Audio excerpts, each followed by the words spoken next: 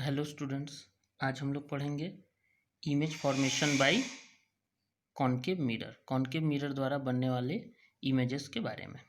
चलिए, अगर किसी ऑब्जेक्ट को इन्फिनिटी डिस्टेंस पे रखा जाता है, इन्फिनिटी डिस्टेंस पे मतलब कॉनकेव मिरर से काफ़ी दूर है, बहुत दूर है, तो उसका इमेज कहाँ बनेगा और कैसा बनेगा। इन्फिनिटी से जो लाइट आती है वो पैरेलल होती है। तो चलिए, ये इन्फिनिटी से आने वाली लाइट है। इन्फिनिटी से आने वाली लाइट प्रिंसिपल एक्सिस के जस्ट पैरेलल है।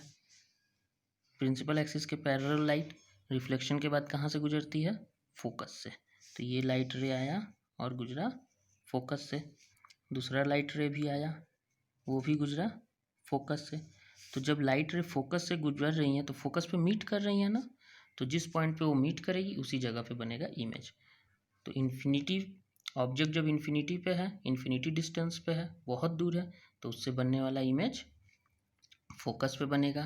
रियल इमेज होगा, इन्वर्टेड होगा और हाईली डिमिनाइज्ड होगा। हाईली डिमिनाइज्ड का मतलब ऑब्जेक्ट का जो साइज होगा, इमेज का साइज उससे काफ़ी छोटा होगा, यानी इमेज का साइज ऑब्जेक्ट के साइज से बहुत छोटा होगा।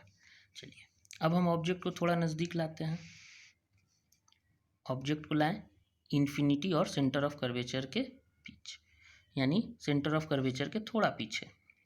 तो जब हम ऑब्जेक्ट को सेंटर ऑफ कर्वेचर पे रखेंगे तो एक लाइट रे आया प्रिंसिपल एक्सिस के पैरेलल, स्फेरिकल मिरर से टकरा के वो गुजरेगा फोकस से। वो कहाँ से गुजरेगा?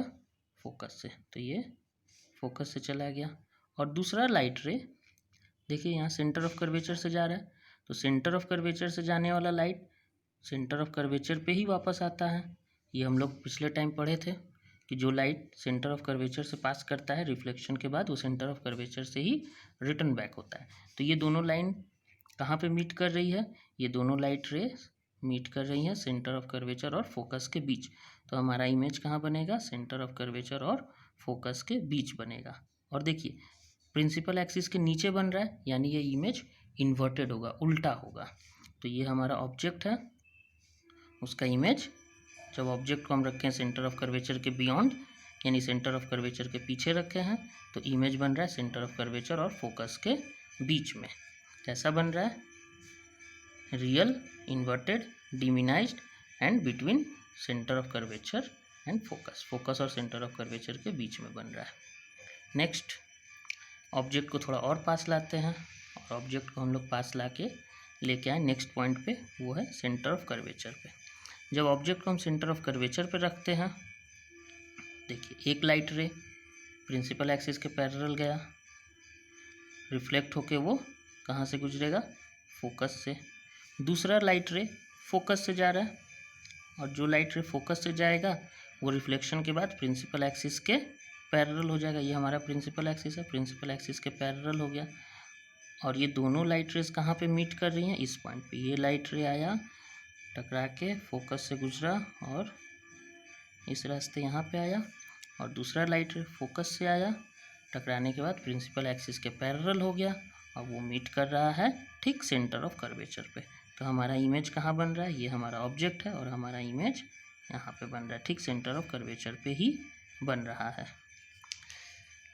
तो ऑब्जेक्ट जब सेंटर ऑफ कर्वेचर पे रहेगा तो इमेज कहाँ पे बनेगा? सेंटर ऑफ कर्वेचर पे।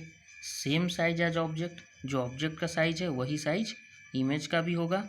और देखिए, प्रिंसिपल एक्सिस के नीचे बन रहा है, इसीलिए ये रियल और इन्वर्टेड होगा। नेक्स्ट, अब ऑब्जेक्ट को हम लेके आए सेंटर ऑफ कर्वेचर और फोकस के बीच। लास्ट ऑब्जेक्ट हमारा सेंटर ऑफ कर्वेचर पे था, अब थोड़ा और नज़दीक लेके आए सेंटर ऑफ कर्वेचर और फोकस के बीच। तो जब ऑब्जेक्ट को हम सेंटर ऑफ कर्वेचर और फोकस के बीच रख रहे हैं, तो देखिए एक लाइट रे आया प्रिंसिपल एक्सिस के पैरेलल, रिफ्लेक्ट होके फोकस से गुजरा, ये स्ट्रेट लाइन चला गया फोकस से। और दूसरा लाइट रे देखिए यहाँ से जो जा रहा है, ये टकरा के सेंटर ऑफ कर्वेचर के रास्ते पे है, तो जिस रास्ते पे आएगा उसी रास्ते से रिटर्न चला जाएगा। और इसको अगर आप बैक में ड्रॉ करें तो देखिए एक पॉइंट पे मिल रहा है, और जिस पॉइंट पे ये मिल रहा है उसी पॉइंट पे इमेज बनेगा। और हमारा इमेज कहाँ बन रहा है? Beyond centre of curvature. Centre of curvature के पीछे एक इमेज बन रहा है, और देखिए काफ़ी बड़ा बन रहा है, ऑब्जेक्ट के साइज से काफ़ी बड़ा है, प्रिंसिपल एक्सिस के नीचे है। तो जब ऑब्जेक्ट को हम सेंटर ऑफ कर्वेचर और फोकस के बीच में रखेंगे तो इमेज बनेगा beyond centre of curvature, magnified, real and inverted. Next object को हम लेके आए फोकस पे। देखिए सेंटर ऑफ कर्वेचर के बाद का स्टॉपेज क्या था, फोकस। तो ऑब्जेक्ट को जब हम लेके आ गए, ऑब्जेक्ट को ला के रखे फोकस पे, तो क्या हो रहा है, ये है हमारा ऑब्जेक्ट को फोकस पे रखें। एक लाइट रे प्रिंसिपल एक्सिस के पैरेलल गया, रिफ्लेक्ट होके फोकस से गुजरा, और दूसरा लाइट रे यहाँ से जा रहा है सेंटर ऑफ कर्वेचर के रास्ते, वो वापस सेंटर ऑफ कर्वेचर के रास्ते ही रिफ्लेक्ट होके चला गया। और ये दोनों लाइट रे एक दूसरे के पैरेलल हैं। जब दो लाइट्स एक दूसरे के पैरेलल होती हैं या दो लाइन एक दूसरे के पैरेलल होती हैं, तो वो कहाँ पे जाके मिलती हैं, वो मिलती हैं इन्फिनाइट डिस्टेंस पे। तो ऑब्जेक्ट को जब हम फोकस पे रखेंगे तो इमेज बनेगा इन्फिनिटी पे, हाईली मैग्नीफाइड होगा, बहुत बड़ा होगा, रियल और इन्वर्टेड होगा। अच्छा, एक क्वेश्चन मन में आ रहा होगा कि हम बार बार सेंटर ऑफ कर्वेचर से क्यों लेके जा रहे हैं, फोकस से क्यों लेके जा रहे हैं लाइट रेस को। तो देखिए, लाइट तो चारों तरफ से जा रहा है, लाइट तो हर डायरेक्शन में जाता है, पर हमें हर डायरेक्शन पे अगर हम ड्रॉ करेंगे तो हमें क्या होगा, मेजर करना होगा, angle of incidence, angle of reflection, उसको मेजर करके ड्रॉ करना होगा। पर हम लोग लास्ट वीडियो में 3 रूल पढ़े थे कि लाइट जब प्रिंसिपल एक्सिस के पैरेलल रहता है तो रिफ्लेक्शन के बाद फोकस से गुजरता है, लाइट जब फोकस से गुजरता है तो रिफ्लेक्शन के बाद प्रिंसिपल एक्सिस के पैरेलल हो जाता है, और लाइट जब सेंटर ऑफ कर्वेचर से गुजरता है तो सेंटर ऑफ कर्वेचर के रास्ते ही वापस आता है। तो ये 3 रूल हम लोग लास्ट वीडियो में पढ़े थे, उसी को हम लोग अप्लाई करके ये सारा डायग्राम बना रहे हैं। नेक्स्ट लास्ट जो है, अगर हम ऑब्जेक्ट को और नज़दीक लाएं, फोकस और पोल के बीच में ला के रख दें, तो जब ऑब्जेक्ट को हम लोग फोकस और पोल के बीच में ला के रखेंगे तो क्या होगा, एक लाइट रे प्रिंसिपल एक्सिस के पैरेलल गया, वो टकरा के फोकस से वापस चला जाएगा, फोकस के रास्ते रिफ्लेक्ट होगा, और दूसरा लाइट रे जो है ये सेंटर ऑफ कर्वेचर से है, इस डायरेक्शन पे आएगा और सेंटर ऑफ कर्वेचर के रास्ते जाएगा रिफ्लेक्ट होके। तो ये दोनों एक दूसरे से अलग डायरेक्शंस में रहेंगे, थोड़ा दूर दूर रहेंगे, तो इनका डायरेक्शन ऐसा रहेगा कि वो कहीं पे मीट नहीं करेगा। पर अगर हम लोग ध्यान से देखें, इस लाइन को एज्यूम करें मिरर के पीछे, तो मिरर के पीछे एज्यूम करने पे हम देखेंगे कि ये दोनों लाइट्स रेज एक पॉइंट पे मिल रही हैं, और जिस पॉइंट पे वो मिल रही हैं वहाँ पे एक इमेज बन जाएगा, और ये इमेज क्या होगा, मिरर के पीछे बनेगा। ये मिरर है हमारा, मिरर के पीछे एक इमेज बन रहा है, ये हो गया इमेज। तो इस इमेज को हम लोग कहेंगे वर्चुअल इमेज। तो जब हम ऑब्जेक्ट को फोकस और पोल के बीच यानी फोकल लेंथ पे रखेंगे तो इमेज बनेगा बिहाइंड द मिरर एनलार्ज। देखो, ऑब्जेक्ट के साइज से इमेज का साइज बड़ा है, तो एनलार्ज, वर्चुअल एंड इरिक्ट। इरिक्ट का मतलब सीधा। इसके पहले जितने इमेजेस बन रहे थे, ऑब्जेक्ट सीधा था, इमेज उसका उल्टा बन रहा था, इन्वर्टेड बन रहा था। पर जब ऑब्जेक्ट को फोकस और पोल के बीच में रखे हैं तो इमेज वर्चुअल बन रहा है, इरिक्ट बन रहा है, एंड बिहाइंड द मिरर बन रहा है। आई होप समझ में आया होगा।